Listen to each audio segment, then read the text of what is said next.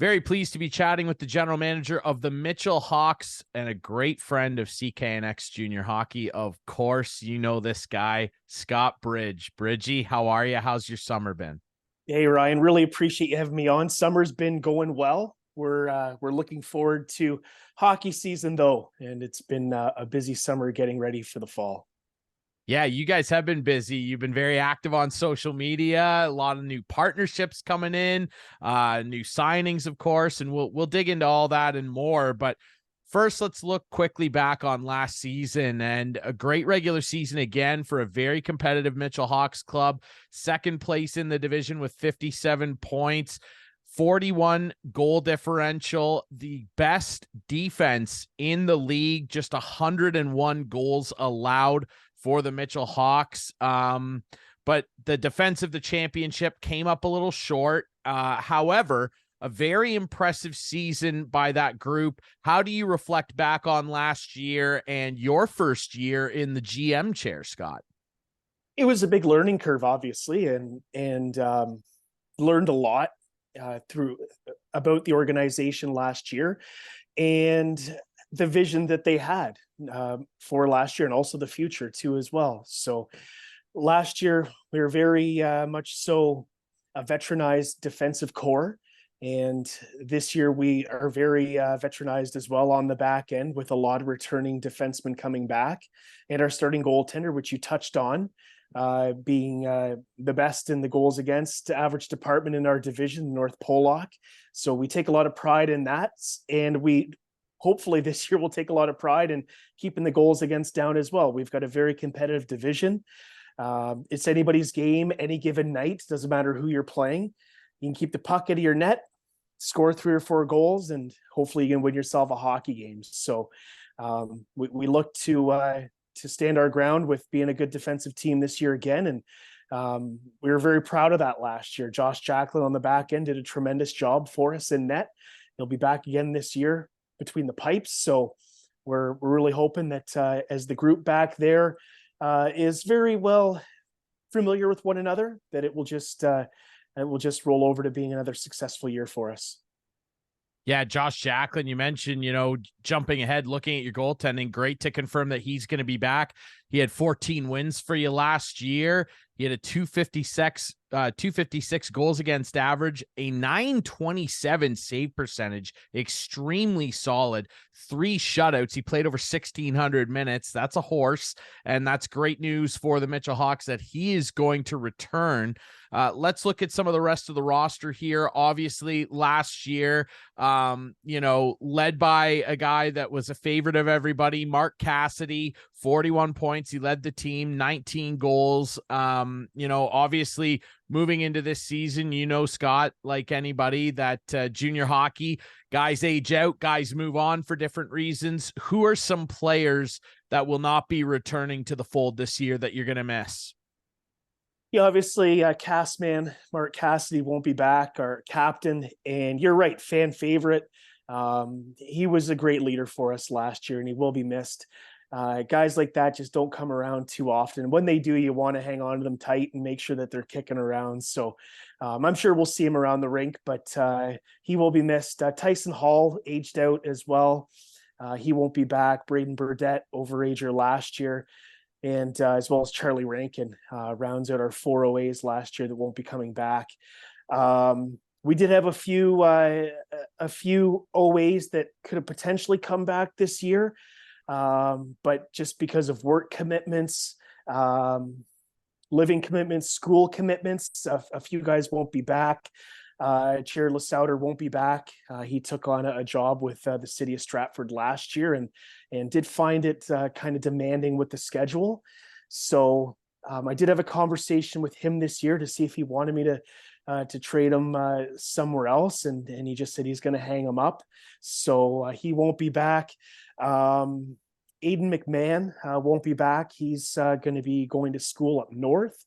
And again, asked him, hey, do you want me to trade you to a team in another division?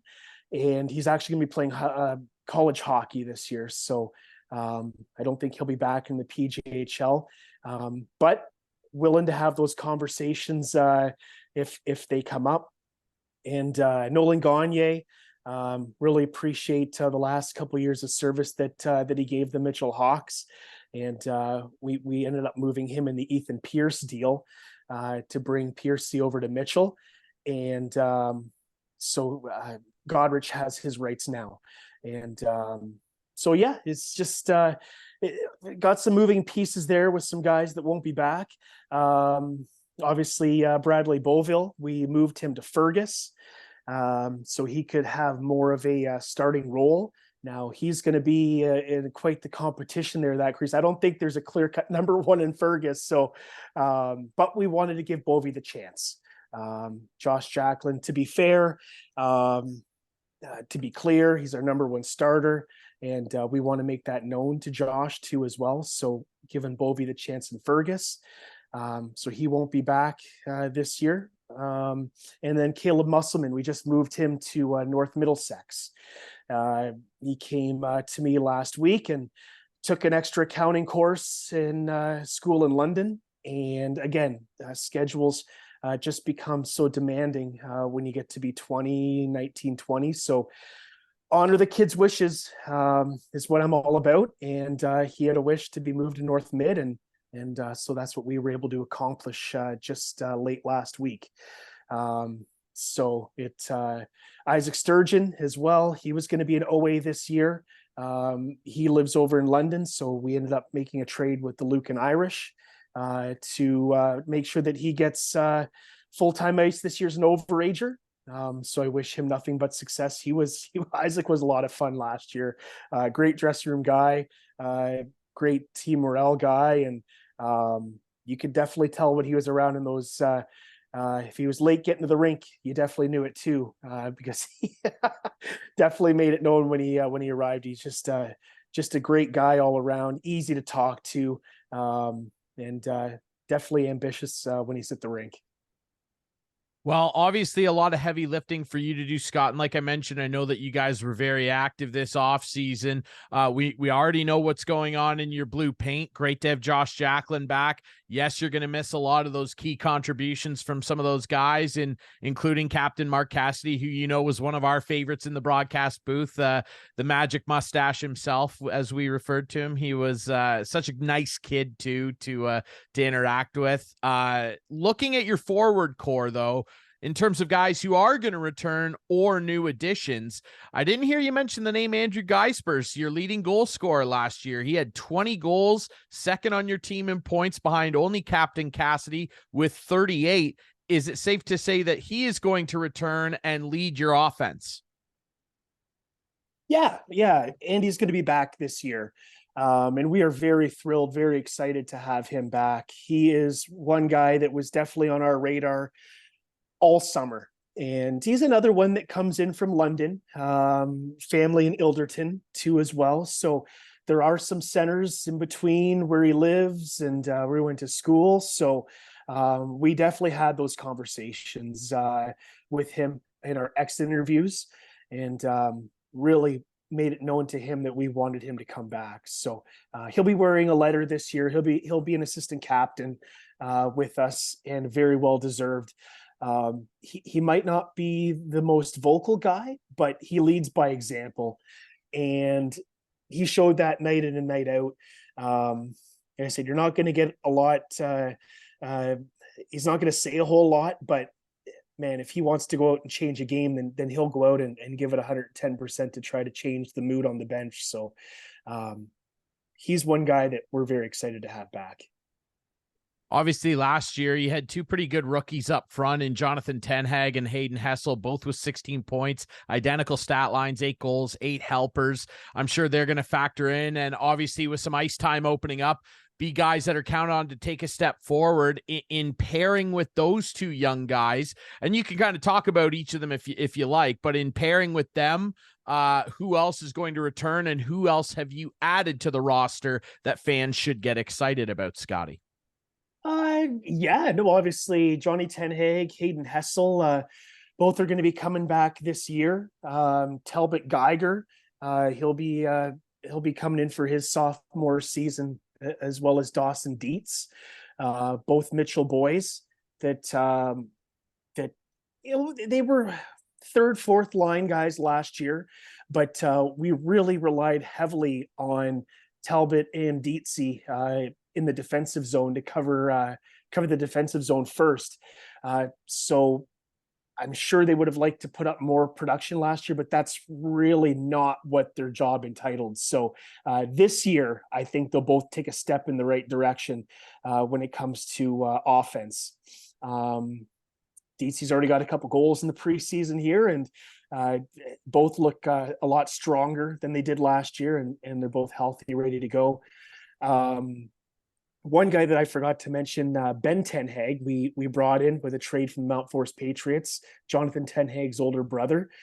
So we were able to link those two together. They had a wish to play junior hockey together, as Ben's a 20-year-old this year, and obviously his school is going to be ramping up as well. So he doesn't know what his future holds after this year. So they wanted to make it easier on mom and dad this year, get to the rink and just watching a game in one rink to see both brothers play. So very excited about that. Obviously, Ethan Pierce coming in from Godrich, Todd Norman, a true gem to work with to make that deal happen. So I'm going to say thanks to Todd Norman for working with me on that one. We're very excited to have Ethan in the lineup this year. He's looked awesome in our exhibition games. He's looked great in our main camp, and he looked good again in practice last night. So we're looking forward to what he can bring this year. And there are a few signings we've made from the Stratford Warriors AA program. Ben Fazell, who AP'd with us last year and got into a handful of games. He's going to be joining us. He was our first signing that we made after spring skate. We kind of knew as a group at the end of last year that we wanted to bring him on this year. So we jumped at the chance right away before another junior team got talking to him, as we know that those guys are always sniffing around, right? So we wanted to ink him pretty quick, and we did that. Jackson Andrews is another kid from Stratford, AA that we signed, and Cole Humphrey was another one. He lives in Stratford, from Stratford AA that we signed. Liam Griffin, Stratford's goaltender last year. We're obviously looking for someone to work with Josh between the pipes, and Liam was high on my radar when I got talking to Jared Frayne a lot this summer. Liam works with Victus Academy in Cambridge, Kitchener, Waterloo, and I had a lot of good conversations with his goaltending coach this summer, and heard a lot of good things and had a few nice leads on Liam too as well. So we're excited to bring him in. Cooper Gall on the defensive end from Stratford AA. We're excited to bring him in and work with our defensive coach Derek Cherry, and so that's a lot of our signings from Stratford that we brought in. And obviously Braden Vosper is going to be coming back for his second year on the defensive side of things. So we're excited about all those guys, and really looking forward to seeing how they progress with their skill. And obviously jumping up to the PJHL is a lot different than playing AA, but these kids have speed, they've got size, they've got skill. It's a lot of fun to watch. So we're looking forward to see how they progress here this year. Now, you mentioned some of the signings on the defensive side. Let's take a look at that blue line that was the best in the PJHL Pollock division last year, combining with Josh Jacklin to only allow 101 goals against in the regular season. And obviously it's going to be tough to lose a guy like Charlie Rankin, who is a veteran dude and was such a great defensive presence for you. You know, I look at a guy like Callan Ferguson, who had an unbelievable year last year for you, 30 points in 36 games, 10 of them on the power play, one of the most well-rounded defenders in the league last year. I'm sure that he's probably a guy that you're going to look to in terms of leading that very potent blue line defensively, but also bringing that offensive game as well. Yeah, you know what? He put on a pretty good show for you guys for games that you called for us last year, and then the year before that, when we saw them all the way through, playing Stainer. He's just a well-rounded defenseman, Fergie is. And obviously another one of our assistant captains this year. Yeah, thundering body checks. He's a big presence back there. He looked good in practice last night. Hasn't played any exhibition games with us right now. Just waiting on a few different things, contacts, glasses, things like that to come back for him, and just to get the clear to play that way. So rather him see 2020 than go out there squinting and hit knee on knee with somebody, right? So, but he'll be ready to go. He told us he'll be ready to go for the first game of the season, so we're excited about that. Brady Brzezinski, another defender coming back who will be wearing an A this year. Yeah, he looked great in our exhibition games, and real easy to talk to as well before he hits the ice. Yeah, Brez and I have a lot of good golf conversations before he gets the equipment on. And the last time we did that, though, I think he took 12 penalty minutes in the game or something like that. So I said to him after the game, maybe we shouldn't talk golf. Gets you pretty amped up. So, but yeah, just easygoing kid, and awesome leader Brez is. And I've heard nothing but good things from the rookies to be this year about Brez. They come to me and say that Brez, he's awesome. Nothing but good things to say about him, and just how he talks to them and treats them like one of the guys, like they've been around for years. That's how he talks to them. So we're lucky to have a lot of good leadership on the back end. And Cole Byer is another rookie on the back end that we've brought in from here on Perth Lakers U18. He was a kid that I had my eye on last spring skate when he was going to enter the league as a 16-year-old. He decided to go back, play another year of Lakers hockey, and we were lucky enough to really jump on him early in the summertime, and ink him as well this year. Had that conversation with him last year. Wasn't able to AP him because he AP'd with the Warriors.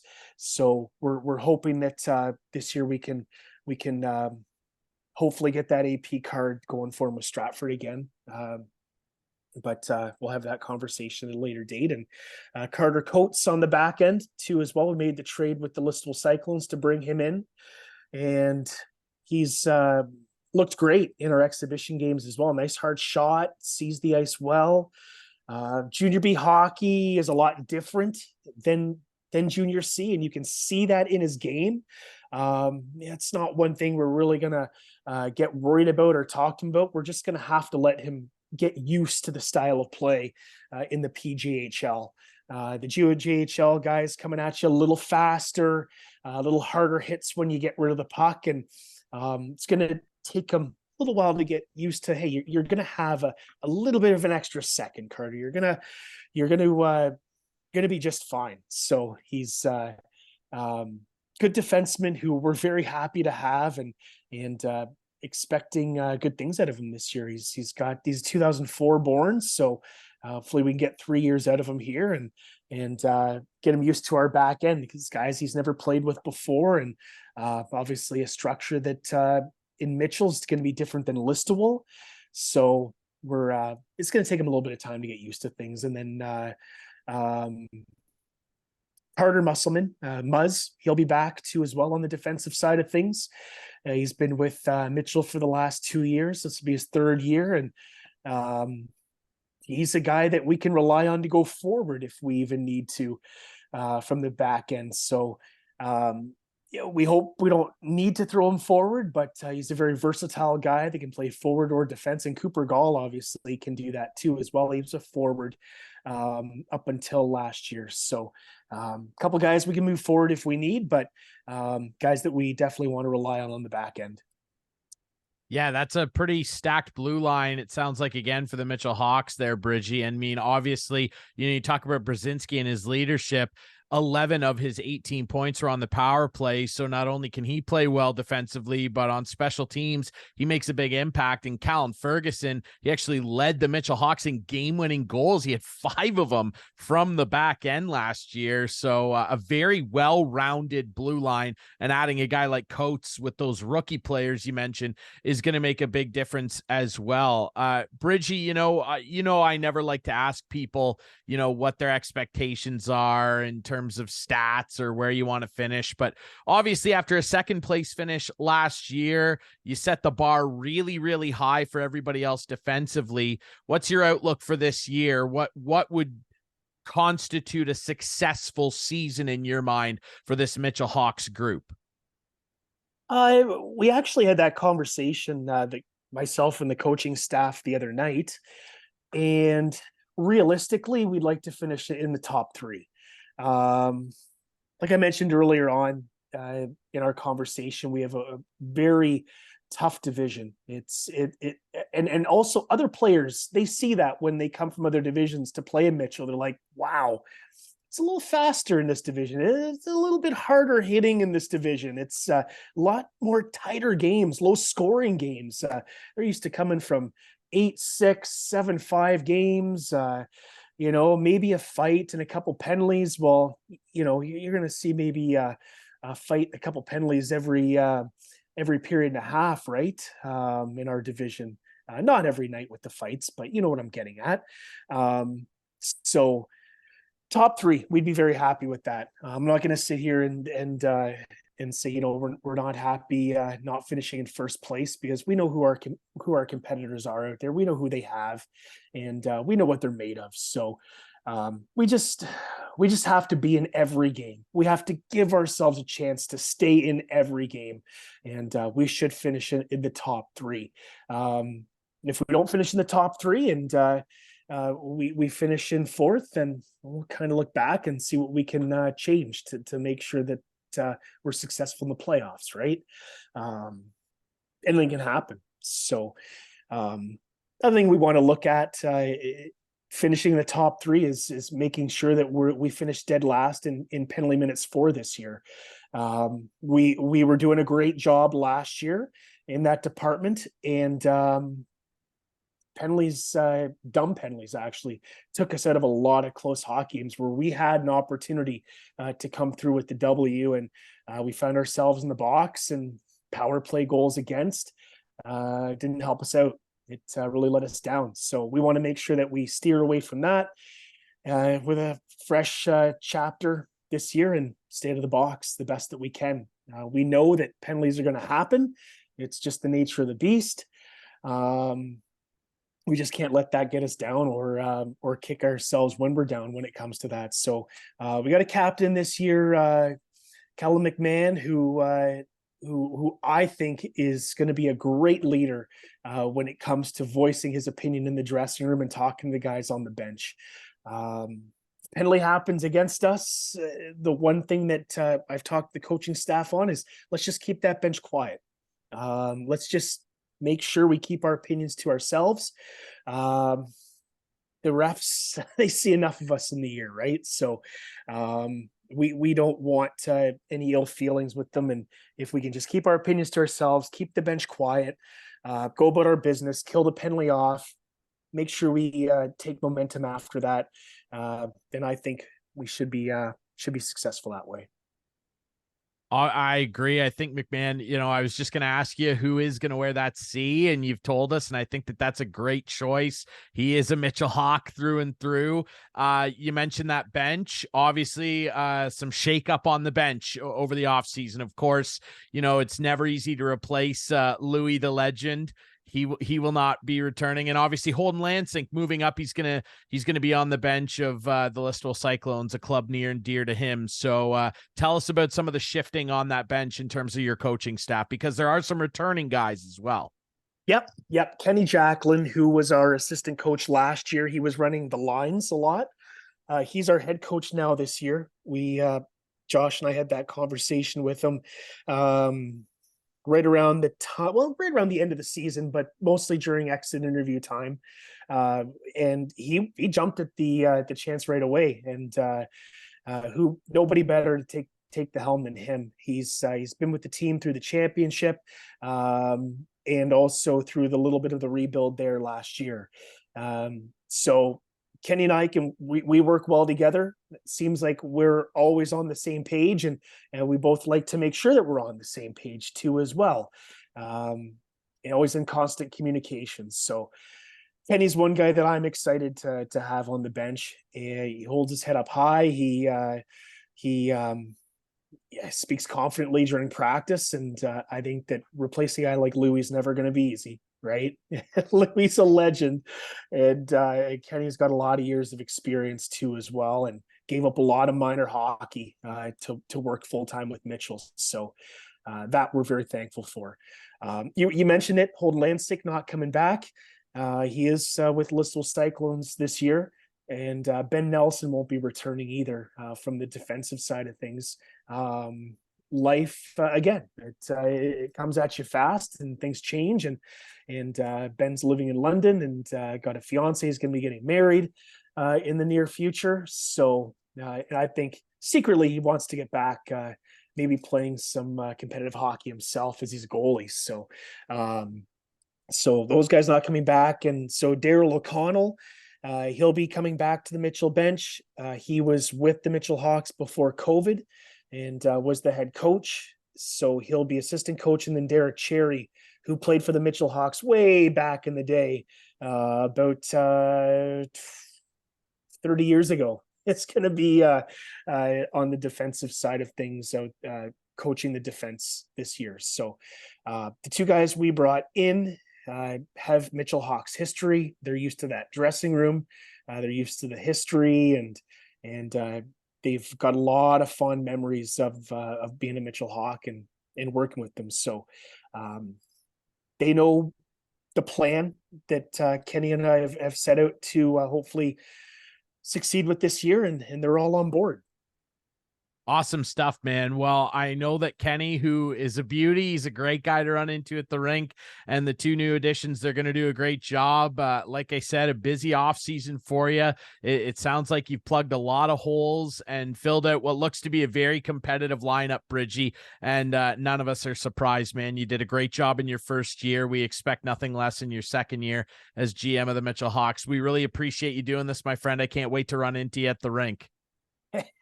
I'm looking forward to it as well. And I may have heard inklings that you've got us the Saturday night in Fergus for their home opener. Is that correct?